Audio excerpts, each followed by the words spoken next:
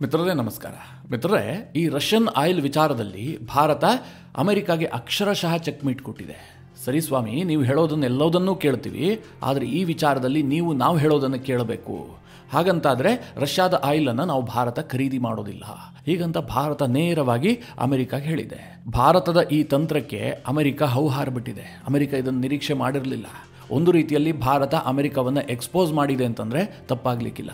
ಮಿತ್ರರೇ, ಈ ಬಗ್ಗೆ ಸ್ವಲ್ಪ ನಿಮಗೆ ಡೀಟೇಲಾಗಿ ಹೇಳ್ತೀನಿ. ತೀರಾ ಇಂಪಾರ್ಟೆಂಟ್ ಆದಂತಹ ವಿಚಾರ. ಜೊತೆಗೆ ಈ ಅಮೆರಿಕವನ್ನು ಬೆಂಬಲಿಸ್ತಾ ಇದ್ದಂತಹ ನ್ಯಾಟೋಗೂ ಕೂಡ ಭಾರತ ಜಾಡಿಸಿದೆ. ನ್ಯಾಟೋಗೆ ಭಾರತ ಕೊಟ್ಟಂತಹ ಉತ್ತರ ಇದೆಯಲ್ಲ, ಇದನ್ನು ಅವರು ಸ್ವಲ್ಪ ಜೀರ್ಣ ಮಾಡ್ಕೊಳ್ಳೋದು ಕಷ್ಟನೇ ಇದೆ. ಈ ಎರಡು ಇಂಟ್ರೆಸ್ಟಿಂಗ್ ವಿಚಾರಗಳ ಕುರಿತಾಗಿ ನಿಮಗೆ ಡೀಟೇಲ್ ಮಾಹಿತಿಯನ್ನು ಕೊಡುವಂತಹ ಪ್ರಯತ್ನ ಮಾಡ್ತೀನಿ. ನೀವು ಈ ವಿಡಿಯೋನ ಕೊನೆವರೆಗೂ ಮಿಸ್ ಮಾಡದೆ ನೋಡಿ. ಸದ್ಯ ನಿಮಗೆಲ್ಲ ಗೊತ್ತಿರುವ ಹಾಗೆ ಅಮೆರಿಕ ನಿರಂತರವಾಗಿ ಭಾರತವನ್ನು ಟಾರ್ಗೆಟ್ ಮಾಡ್ತಾ ಇದೆ. ಅದರಲ್ಲೂ ಮುಖ್ಯವಾಗಿ ರಷ್ಯಾದಿಂದ ಭಾರತ ಆಯಿಲನ್ನು ಖರೀದಿ ಮಾಡ್ತಾ ಇದೆ. ಹೀಗೆ ಭಾರತ ಆಯಿಲ್ ಖರೀದಿಸ್ತಾ ಇರೋದ್ರಿಂದ ರಷ್ಯಾಗೆ ಹಣ ಹೋಗ್ತಾ ಇದೆ. ಆ ಹಣ ಯುದ್ಧಕ್ಕೆ ಬಳಕೆ ಆಗ್ತಾ ಇದೆ. ಇದು ಟ್ರಂಪ್ ಸರ್ಕಾರದ ಒಂದು ವರಸೆ. ಈ ಆರೋಪಕ್ಕೆ ಈಗ ಭಾರತ ಏನು ಹೇಳಿದೆ ಅಂತಂದ್ರೆ, ಸರಿ, ನಾವು ರಷ್ಯಾದಿಂದ ಆಯಿಲ್ ಅನ್ನು ಖರೀದಿ ಮಾಡೋದಿಲ್ಲ, ಆದ್ರೆ ಅದಕ್ಕೆ ನಮ್ಮದೊಂದು ಕಂಡೀಷನ್ ಇದೆ. ಅದಕ್ಕೆ ನೀವು ಏನಾದರೂ ಒಪ್ಕೊಂಡಿದ್ದೆ ಆದ್ರೆ ನಾವು ರಷ್ಯಾದಿಂದ ಒಂದು ಹನಿ ಆಯಿಲ್ ಅನ್ನು ಕೂಡ ಖರೀದಿ ಮಾಡೋದಿಲ್ಲ, ಹೀಗಂತ ಭಾರತ ಹೇಳಿದೆ. ಇದು ಈಗ ಅಮೆರಿಕದಲ್ಲೂ ಕೂಡ ಚರ್ಚೆ ಆಗ್ತಾ ಇದೆ. ಆದರೆ ಭಾರತ ಹಾಕದಂತಹ ಕಂಡೀಷನ್ ಏನು ಗೊತ್ತಾ?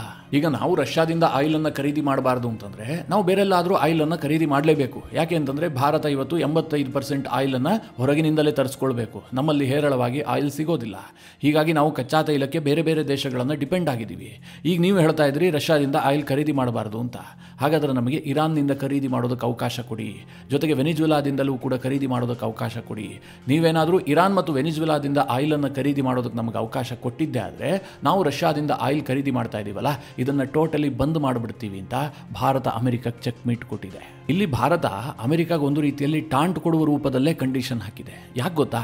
ಈ ಅಮೆರಿಕದ ಧೋರಣೆಯನ್ನು ನೋಡಿ. 2019ರಲ್ಲಿ ಇದೇ ಟ್ರಂಪ್ ಅಧಿಕಾರದಲ್ಲಿದ್ದರಲ್ಲ, ಆಗ ಇರಾನ್ ಮೇಲೆ ಆಯಿಲ್ ಎಂಬಾರ್ಗೋವನ್ನು ಹೇರ್ತಾರೆ. ಇರಾನ್ನಿಂದ ಯಾರಾದರೂ ಆಯಿಲನ್ನು ಖರೀದಿ ಮಾಡಿದ್ದೆ ಆದರೆ ಅವರ ಮೇಲೆ ಅಮೆರಿಕ ಸ್ಯಾಂಕ್ಷನ್ಸ್ ಅನ್ನು ಹಾಕುತ್ತೆ. ಯಾವುದೇ ಕಾರಣಕ್ಕೂ ಕೂಡ ನಮ್ಮ ಮಿತ್ರ ದೇಶಗಳು ಇರಾನ್ನಿಂದ ಆಯಿಲನ್ನು ಖರೀದಿ ಮಾಡುವಂತಿಲ್ಲ, ಹೀಗಂತ ಟ್ರಂಪ್ ಒಂದು ಆರ್ಡರ್ ಪಾಸ್ ಮಾಡ್ತಾರೆ. ಭಾರತ ಆಗ ಒಪ್ಕೊಳ್ಳುತ್ತೆ.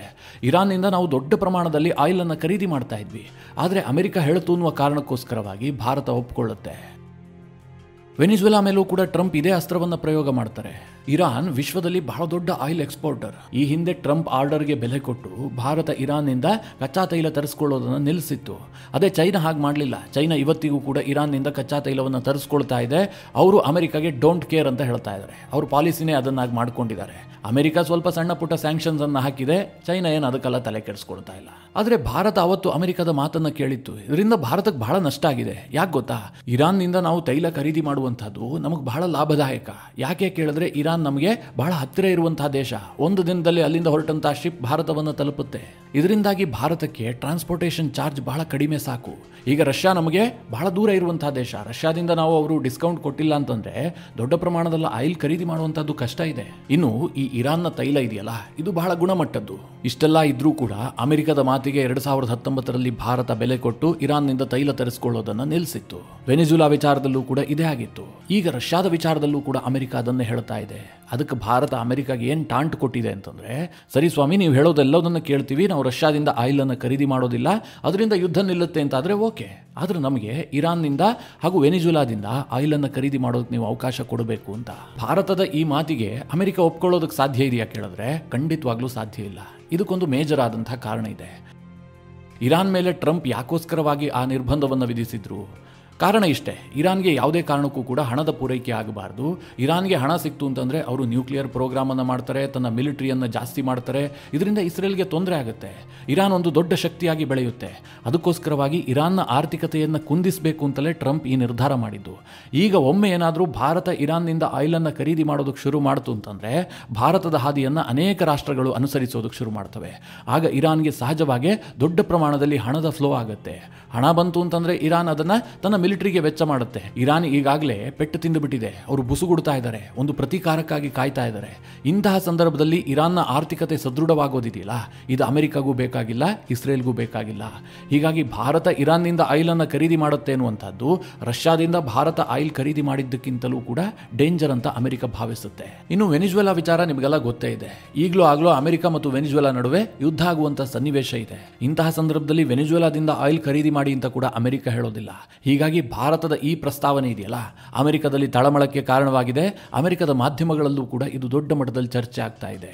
ಮಿತ್ರರೇ, ಟ್ರಂಪ್ ಸರ್ಕಾರದ ದಡ್ಡತನವನ್ನು ನೋಡಿ ಭಾರತ ಅವರಿಗೆ ಗೊತ್ತಿಲ್ಲದ ಹಾಗೆ ಅವರನ್ನು ಎಕ್ಸ್ಪೋಸ್ ಮಾಡ್ತಾ ಇದೆ. ಈ ವಿಚಾರ ಅವರ ಅರಿವಿಗೆ ಬರ್ತಾ ಇಲ್ಲ.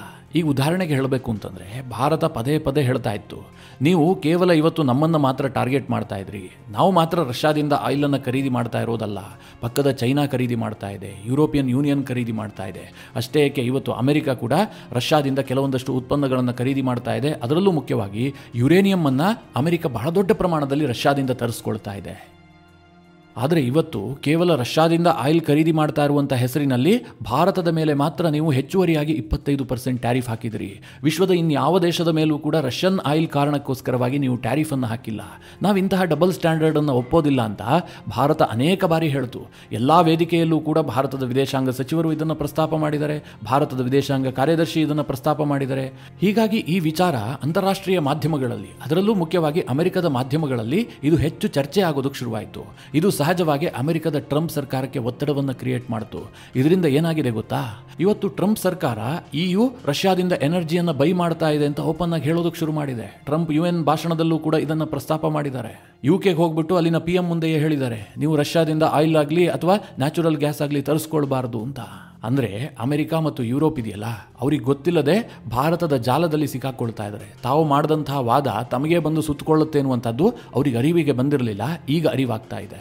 ಇವತ್ತು ಭಾರತ ಕೇಳ್ತಾ ಇರುವಂತಹ ಪ್ರಶ್ನೆ ಸಾಮಾನ್ಯ ಜ್ಞಾನ ಇದ್ದವನಿಗೂ ಕೂಡ ಅರ್ಥ ಆಗುತ್ತೆ. ಯಾಕೆ ಕೇಳಿದ್ರೆ ಇವತ್ತು ಕಚ್ಚಾ ತೈಲವನ್ನು ಅತಿ ಹೆಚ್ಚು ಪ್ರಮಾಣದಲ್ಲಿ ರಷ್ಯಾದಿಂದ ತರಿಸ್ಕೊಳ್ತಾ ಇರುವಂಥದ್ದು ಚೈನಾ, ಕಲ್ಲಿದ್ದಲನ್ನು ಅತಿ ಹೆಚ್ಚು ಪ್ರಮಾಣದಲ್ಲಿ ರಷ್ಯಾದಿಂದ ತರಿಸ್ಕೊಳ್ತಾ ಇರುವಂಥದ್ದು ಚೈನಾ. LNGಯನ್ನು ಯಾರು ಅತಿ ಹೆಚ್ಚು ರಷ್ಯಾದಿಂದ ಬೈ ಮಾಡ್ತಾ ಇದ್ದಾರೆ ಕೇಳಿದ್ರೆ ಅದು ಯುರೋಪಿಯನ್ ಯೂನಿಯನ್. ಚೈನಾ ಎಷ್ಟು LNGಯನ್ನು ಬೈ ಮಾಡುತ್ತೋ ಅದಕ್ಕಿಂತಲೂ 3 ಪಟ್ಟು ಜಾಸ್ತಿಯನ್ನು ಯುರೋಪಿಯನ್ ಯೂನಿಯನ್ ರಷ್ಯಾದಿಂದ ತರಿಸ್ಕೊಳ್ತಾ ಇದೆ. ಹಾಗೆ ಆಯಿಲ್ ಪ್ರಾಡಕ್ಟನ್ನು ಅತಿ ಹೆಚ್ಚು ಪ್ರಮಾಣದಲ್ಲಿ ತರಿಸ್ಕೊಳ್ತಾ ಇರುವಂತಹದ್ದು ಟರ್ಕಿ. ಹಾಗೆ ರಷ್ಯಾ ಪೂರೈಸುವಂತಹ ಪೈಪ್ಲೈನ್ ಗ್ಯಾಸ್ ಅನ್ನು ಯಾರು ಅತಿ ಹೆಚ್ಚು ಪ್ರಮಾಣದಲ್ಲಿ ತರಿಸ್ಕೊಳ್ತಾ ಇದ್ದಾರೆ ನೋಡಿದ್ರೆ ಅದರಲ್ಲೂ ಯುರೋಪಿಯನ್ ಯೂನಿಯನ್ ನಂಬರ್ 1 ಪ್ಲೇಸ್ನಲ್ಲಿದೆ. ಅಂದರೆ ರಷ್ಯಾದಿಂದ ಅತಿ ದೊಡ್ಡ ಪ್ರಮಾಣದಲ್ಲಿ ಟ್ರೇಡ್ ಮಾಡ್ತಿರುವವರ ಪಟ್ಟಿಯಲ್ಲಿ ಭಾರತ ಎಲ್ಲೂ ಕೂಡ ನಂಬರ್ 1 ಆಗಿಲ್ಲ. ಆದರೆ ಭಾರತಕ್ಕೆ ಮಾತ್ರ ಅಮೆರಿಕ 25% ಟ್ಯಾರಿಫ್ ಹಾಕಿದೆ. ಇದನ್ನು ಭಾರತ ಎಲ್ಲ ವೇದಿಕೆಯಲ್ಲೂ ಎಕ್ಸ್ಪೋಸ್ ಮಾಡಿದ್ರಿಂದಾಗಿ ಅವರೇ ಈಗ ಟ್ರ್ಯಾಪ್ ಆಗಿಬಿಟ್ಟಿದ್ದಾರೆ. ಈಗ ಭಾರತ ಮತ್ತೊಂದು ಚೆಕ್ ಮೀಟ್ ಕೊಟ್ಟಿದೆ. ಸರಿ, ನಾವು ಈಗಲೂ ಕೂಡ ಒಪ್ಕೊಳ್ತೀವಿ ರಷ್ಯಾದಿಂದ ಆಯಿಲ್ ಖರೀದಿ ಮಾಡೋದಿಲ್ಲ, ಆದರೆ ನಮ್ಗೆ ಇರಾನ್ನಿಂದ ತರಿಸ್ಕೊಳ್ಳೋದಕ್ಕೆ ಅವಕಾಶ ಕೊಡಿ, ನಮಗದು ತುಂಬ ಹತ್ತಿರ ಇದೆ, ನಮಗದು ಲಾಭ ಆಗುತ್ತೆ. ಇನ್ನು ಮಿತ್ರರೇ, ಈ ನ್ಯಾಟೋದ ವಿಚಾರಕ್ಕೆ ಬಂದ್ಬಿಡೋಣ. ಈ ನ್ಯಾಟೋದಲ್ಲಿ ಮಾರ್ಕ್ ರುಟೆ ಅನ್ನುವಂಥ ಒಬ್ಬ ಚೀಪ್ ಇದ್ದಾನೆ. ನಾನು ಯಾಕೆ ಇಲ್ಲಿ ಅವನಿಗೆ ಚೀಪ್ ಅಂತ ಪದ ಬಳಸಿದೆ ಅಂತಂದ್ರೆ ಅವನು ರೊಟ್ಟಿ ತಟ್ಟೋದಕ್ಕೂ ಕೂಡ ನಾಲಾಯಕ್. ಸದ್ಯ ಈ ಮಾರ್ಕ್ ರುಟೆಗೂ ಮತ್ತು ಈ ಪಾಕಿಸ್ತಾನದ ಪ್ರಧಾನಿ ಶಾಬಾಜ್ ಶರೀಫ್ಗೂ ಒಂದು ದೊಡ್ಡ ಕಾಂಪಿಟೇಷನ್ ನಡೀತಾ ಇದೆ. ಆ ಕಾಂಪಿಟೇಷನ್ ಯಾಕಪ್ಪ ಅಂತಂದ್ರೆ ಟ್ರಂಪ್ಗೆ ಬಕೆಟ್ ಹಿಡಿಯೋದಕ್ಕೆ. ಮಿತ್ರರೇ, ಈ ಬಕೆಟ್ ಹಿಡಿಯೋದು ಅನ್ನುವಂತಹ ಪದವನ್ನು ನಾನು ಹಿಂದೊಮ್ಮೆ ಬಳಸಿದ್ದೆ. ಆ ಸಂದರ್ಭದಲ್ಲಿ ಕೆಲವರು ಕಮೆಂಟ್ ಹಾಕಿದ್ರು, ಹಾಗಂದ್ರೆ ಏನು ಸ್ವಲ್ಪ ತಿಳಿಸ್ಕೊಡಿ, ಬಕೆಟ್ ಹಿಡಿಯೋದು ಅಂತ ಯಾಕೆ ಪದ ಬಳಸ್ತೀರಿ ಅಂತ. ಈ ಬಕೆಟ್ ಹಿಡಿಯೋದು ಅನ್ನುವಂಥ ಪದ ಇದೆಯಲ್ಲ, ಇದು ಬ್ರಿಟಿಷರ ಕಾಲದಿಂದ ಭಾರತದಲ್ಲಿ ಬಳಕೆಯಲ್ಲಿರುವಂತಹ ಪದ.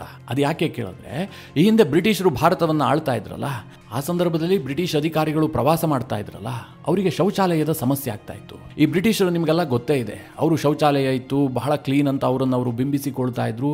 ಹೀಗಾಗಿ ಅವರಿಗೆ ಸಾರ್ವಜನಿಕವಾಗಿ ಶೌಚ ಮಾಡೋದಕ್ಕಾಗ್ತಾ ಇರಲಿಲ್ಲ. ಭಾರತದಲ್ಲಿ ಹಳ್ಳಿ ಮೂಲೆಯಲ್ಲೆಲ್ಲ ಟಾಯ್ಲೆಟ್ ಇತ್ತಾ, ಅದಕ್ಕಾಗಿ ಅವ್ರು ಏನು ಮಾಡಿದ್ರು ಅಂತಂದ್ರೆ ಒಬ್ಬ ವ್ಯಕ್ತಿಯನ್ನು ನೇಮಕ ಮಾಡ್ಕೊಳ್ತಾ ಇದ್ರು.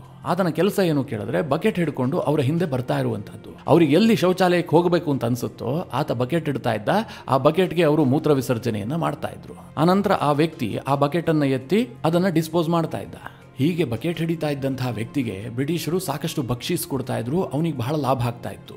ಆ ದಿನದಿಂದಲೂ ಕೂಡ ಈ ಬಕೆಟ್ ಹಿಡಿಯುವಂತಹದ್ದು ಅನ್ನುವಂಥ ಪದ ಸಾಕಷ್ಟು ಬಳಕೆಯಲ್ಲಿದೆ. ಇದನ್ನು ಇತಿಹಾಸಕಾರ ಧರ್ಮೇಂದ್ರ ಕುಮಾರ್ ಅವರು ಬಹಳ ಚೆನ್ನಾಗಿ ವಿವರಿಸಿದ್ದಾರೆ. ಒಮ್ಮೆ ಸಾಧ್ಯವಾದರೆ ಕೇಳಿ. ನಾನು ಯಾಕೆ ಇದನ್ನು ಇಲ್ಲಿ ಪ್ರಸ್ತಾಪ ಮಾಡಿದೆ ಅಂತಂದ್ರೆ, ಈಗ ಟ್ರಂಪ್ಗೆ ಬಕೆಟ್ ಹಿಡಿಯೋದ್ರಲ್ಲಿ ಒಂದು ಕಡೆ ಶಾಬಾಜ್ ಶರೀಫ್, ಇನ್ನೊಂದು ಕಡೆ ಮಾರ್ಕ್ ರುಟೆ ಕಾಂಪಿಟೇಷನ್ಗೆ ಬಿದ್ದು ಬಿಟ್ಟಿದ್ದಾರೆ, ನಾನು ಅಂತ. ಈ ನ್ಯಾಟೋದ ಚೀಫ್ ಮಾರ್ಕ್ ರುಟೆ ಬಗ್ಗೆ ಇಷ್ಟೊಂದು ದೊಡ್ಡ ಪೀಠಿಕೆ ಹಾಕೋದಕ್ಕೊಂದು ಕಾರಣ ಇದೆ. ಅವನಿಗೀಗ ಭಾರತ ಸಿಕ್ಕಾಪಟ್ಟೆ ಜಾಡಿಸಿದೆ. ಈ ಮಾರ್ಕ್ ರುಟೆ ಅಮೆರಿಕದ ಫಾಕ್ಸ್ ನ್ಯೂಸ್ನ ಜರ್ನಲಿಸ್ಟ್ಗೆ ಒಂದು ಇಂಟರ್ವ್ಯೂ ಕೊಟ್ಟ.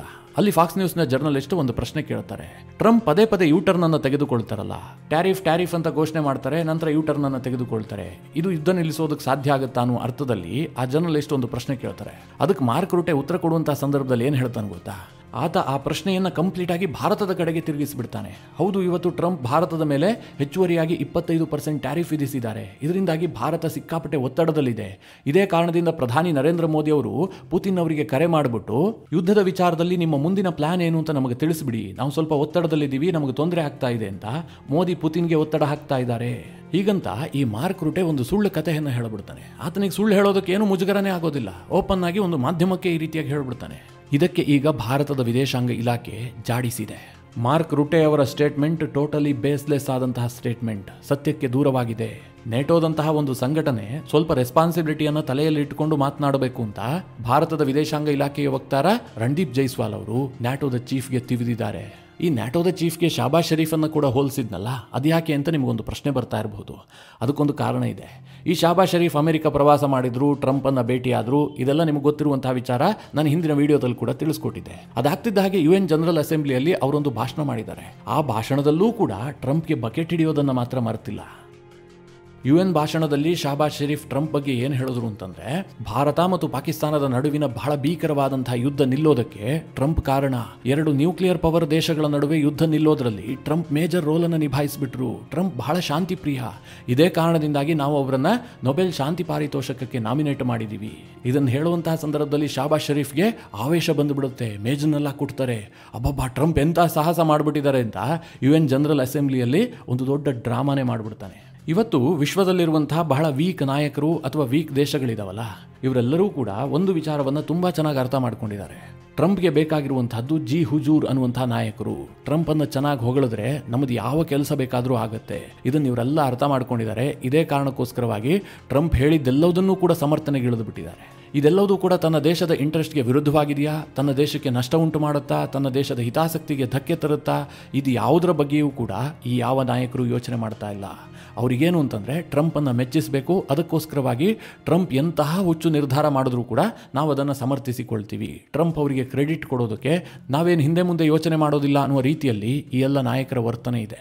ಭಾರತ ಸ್ವಲ್ಪ ಕ್ರೆಡಿಬಿಲಿಟಿಯನ್ನು ಉಳಿಸಿಕೊಂಡು ಟ್ರಂಪ್ ಅವರ ಹುಚ್ಚಾಟವನ್ನು ತಿರಸ್ಕರಿಸ್ತಾ ಇದೆಯಲ್ಲ, ಇದೇ ಕಾರಣದಿಂದ ಭಾರತ ಮತ್ತು ಅಮೆರಿಕದ ಸಂಬಂಧ ಇಷ್ಟು ಹಾಳಾಗಿರೋದು. ಮಿತ್ರರೇ, ಈ ಎಲ್ಲ ವಿಚಾರಗಳ ಕುರಿತಾಗಿ ನಿಮ್ಮ ಅನಿಸಿಕೆ ಅಭಿಪ್ರಾಯಗಳೇನು ಕಾಮೆಂಟ್ ಮಾಡುವ ಮೂಲಕ ನಮಗೆ ತಿಳಿಸಿ. ಹಾಗೆ ನಿಮಗೆ ಈ ವಿಡಿಯೋ ಇಷ್ಟವಾದರೆ ಲೈಕ್ ಮಾಡಿ. ಜೊತೆಗೆ ನೀವಿನ್ನೂ ನಿಮ್ಮ ನೆಚ್ಚಿನ ಸಂಸ್ಕಾರ ಸೌರಭ ಯೂಟ್ಯೂಬ್ ಚಾನಲ್ನ ಸಬ್ಸ್ಕ್ರೈಬ್ ಮಾಡಿಲ್ಲ ಅಂತಾದರೆ ಈ ಕೂಡಲೇ ಸಬ್ಸ್ಕ್ರೈಬ್ ಮಾಡಿ. ಮುಂದಿನ ಎಲ್ಲ ಅಪ್ಡೇಟ್ಗಳ ನೋಟಿಫಿಕೇಷನ್ಗಾಗಿ ಬೆಲ್ ಐಕಾನ್ ಒತ್ತಿ.